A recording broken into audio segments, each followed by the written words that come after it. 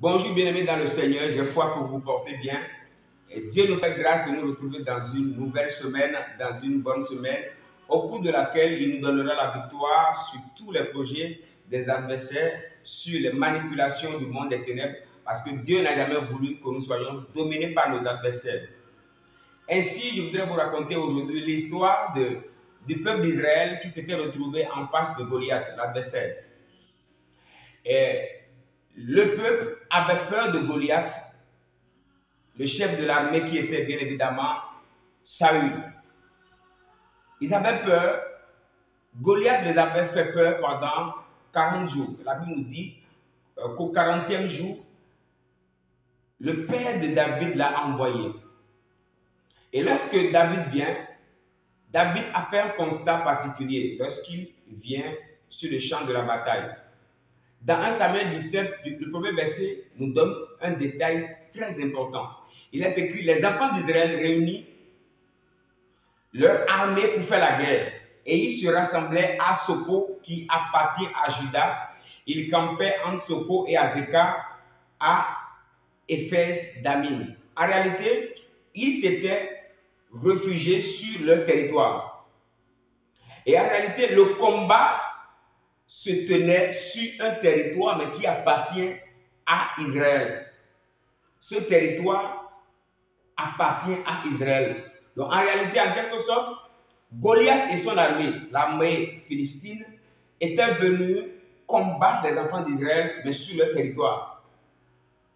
Et lorsque David est venu, David a eu une notion que plusieurs n'avaient pas. David a remarqué que le territoire là, c'était un territoire qui appartient à Israël. C'est ainsi qu'il a eu le courage de dire: ici, tu ne peux pas venir sur notre territoire et nous détruire. Tu ne peux pas venir sur notre territoire et nous tuer. En réalité, tu es entré dans une zone interdite. On ne peut pas nous taper, nous battre, nous tuer à Soko. Soko, c'est notre maison. Soko, c'est notre territoire.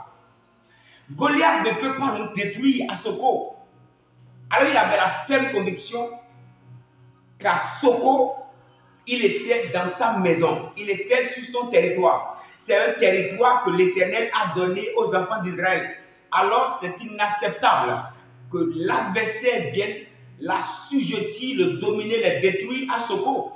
Donc il n'acceptait pas qu'on lui dise qu'un adversaire, aussi puissant qu'il soit, vienne les détruire à Soko, parce que Soko, c'est le territoire d'Israël et c'est la maison des enfants d'Israël.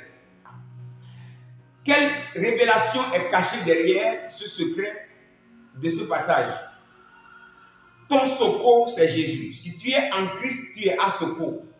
C'est ton territoire. Tu es en Christ. Lorsque tu es en Christ, tu es dans une zone infranchissable aux adversaires. En Christ, ce territoire est plus sécurisé que Soko. Tout ce qui a permis à David de tenir tête à Goliath, c'était qu'il savait qu'il était à Soko. L'Éternel ne pouvait jamais l'abandonner à Soko, parce que Soko est un territoire que Dieu a donné à ses enfants. Je voudrais te dire que lorsque tu es en Christ et tu as des combats, tu n'as pas à t'inquiéter. Parce que le Dieu en qui tu t'es confié, ce Christ qui est en toi, en qui tu es, ne peut jamais permettre aux adversaires de t'abattre. En Christ, nous sommes plus qu'à Soko, nous sommes en sécurité. Je voudrais te dire que quelle que soit la taille de tes adversaires, ils ne pourront pas te battre. Quel que soit le nombre de tes adversaires, ils ne pourront pas te battre. Si tu avais peur hier de tes adversaires, je voudrais te garantir, ici maintenant, si tu as reçu Jésus dans ta vie, tu es dans une zone interdite. Tu es maintenant dans une zone très dangereuse aux adversaires. On ne peut pas te vaincre en Christ. On ne peut pas te dominer en Christ. On ne peut pas te maudire en Christ. On ne peut pas te détruire en Christ. On ne peut pas te tuer en Christ. La sorcellerie n'a pas ce droit de te détruire en Christ. Maintenant, quel était le problème, la différence entre David et Saül et l'armée? Ils étaient à Soko, mais ils n'avaient pas la conscience du territoire sur lequel ils étaient.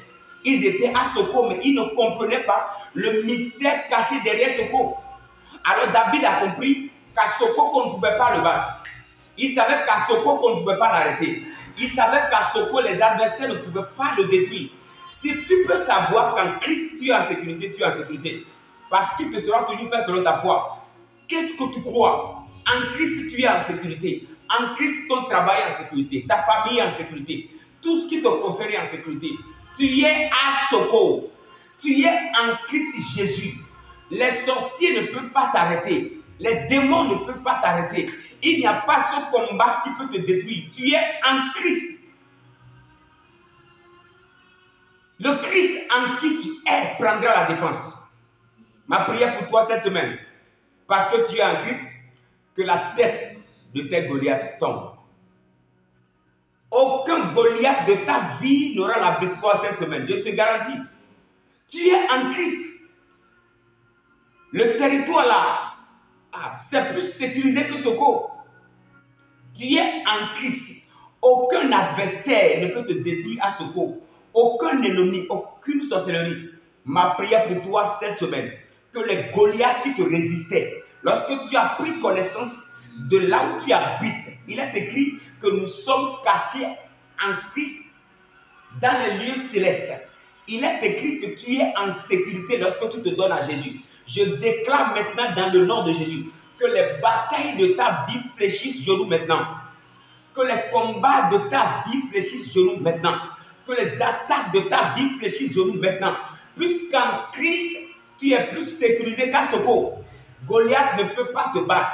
La sorcellerie ne peut pas te détruire. Je déclare sur toi que les adversaires qui pensaient qu'ils pouvaient avoir la victoire sur toi, que leur tête soit coupée cette semaine au nom de Jésus. Que Dieu te donne la victoire et la domination sur toutes les puissances occultes qui tentent de toucher à ta vie.